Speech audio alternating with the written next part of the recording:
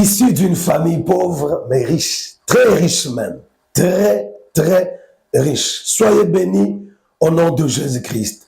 La parole de Dieu déclare dans 2 Corinthiens chapitre 8, le verset 9. Car vous connaissez la grâce de notre Seigneur Jésus-Christ, qui pour vous s'est fait pauvre, des riches qu'il était, afin que par sa pauvreté, vous fissiez enrichis. Bien-aimé, que personne ne vous trompe. C'est pas parce que vous venez d'une famille pauvre que vous êtes appelé, vous êtes obligé, vous êtes condamné à être pauvre. C'est faux. Le Seigneur Jésus-Christ, il était riche, il s'est fait pauvre afin que toi, tu sois riche. Donc, si tu es ici d'une famille malheureuse, d'une famille pauvre, cela ne détermine pas ta destinée, cela ne détermine pas ton avenir. La plupart des gens que nous voyons aujourd'hui, très bénis, très prospères, dans la plupart des cas, ils viennent de familles très misérables. Faites confiance en Dieu. Faites confiance au travail que le Seigneur Jésus-Christ a effectué, a accompli pour vous à la croix. Quelle que soit la grandeur, la gravité de la pauvreté de la famille dont vous êtes ici, ne croyez jamais que cela vous prédispose à être pauvre ou à demeurer pauvre toute votre vie. Parce que, spirituellement parlant, vous n'appartenez plus à cette famille, vous n'êtes plus totalement lié à cette famille, mais vous êtes lié au ciel parce que vous appartenez à la famille de Dieu. Mais tout ce que vous devez faire, bien-aimé, il faut avoir la foi, croire en l'œuvre de Jésus-Christ sur la croix, qui est devenu pauvre afin que vous deveniez riche. Ça veut dire, vos origines n'ont rien à voir avec votre destinée, n'ont rien à voir avec ce que vous deviendrez demain. Mais tout ce que vous devez faire, bien-aimé, vous devez vous donner à Dieu. Vous devez vous donner au travail.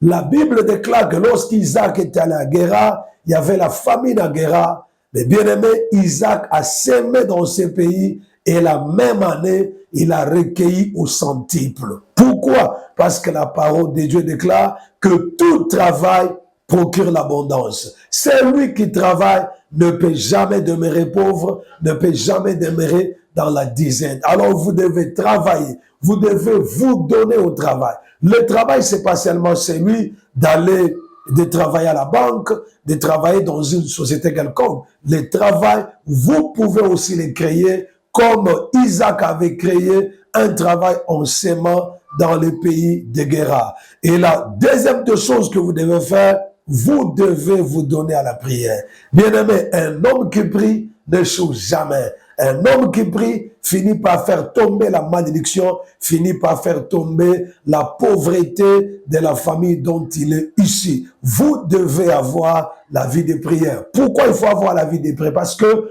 il y a des gens qui travaillent, mais comme leur travail n'est pas accompagné par la prière, ils ne réussissent pas, ils ne prospèrent pas, parce que sur la terre des hommes où nous sommes, il y a de puissances, il y a de forces qui combattent les gens, qui les empêchent à prospérer. Et lorsque ces forces vous combattront, ils vous empêcheront à prospérer, qu'est-ce qu'ils vont combattre? Ils vont combattre votre travail. Parce que lorsque le monde des ténèbres veut détruire, veut bloquer la vie d'une personne, la première des choses qu'ils vont combattre, qu'ils vont détruire, c'est son travail ou ses activités. Alors, vous devez prier. Il ne faut pas abandonner la prière pour le travail.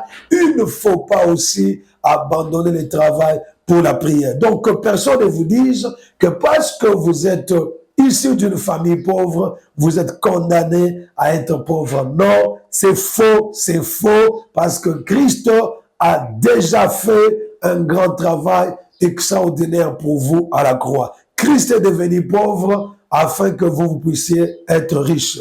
Il est devenu pauvre afin que vous puissiez réussir dans tout ce que vous entreprenez. Il est devenu pauvre afin que vous puissiez émerger dans la vie. Il est devenu pauvre afin que vous puissiez réussir là où vos parents ont échoué. Il est devenu pauvre afin que vous puissiez Allez au-delà de là où vos parents se sont limités. Alors, c'est pas parce que vous êtes une famille pauvre que vous devez accepter la pauvreté, vous dominer, la pauvreté règne sur vous. De partout où vous êtes, soyez bénis. Que la grâce de Dieu, sa faveur repose sur votre vie et que l'Éternel Dieu vous accorde la grâce de la richesse, la grâce de devenir millionnaire. Si dans votre famille, il n'y a jamais quelqu'un qui soit devenu riche, oh, mes bien-aimés, l'exception ne commence pas par 1000 personnes, l'exception commence par une seule personne. Je vois Dieu te faire la première personne qui devient riche dans votre famille, la première personne qui achète une maison, qui construit une maison, qui achète une parcelle, et la première personne qui commence à rouler carrosse. Si vous croyez que c'est une prophétie pour vous, dites Amen et que l'Éternel Dieu vous bénisse. Vous ne perdez rien en vous abonnant et en partageant ces messages. Soyez bénis dans le nom de Jésus-Christ. Amen.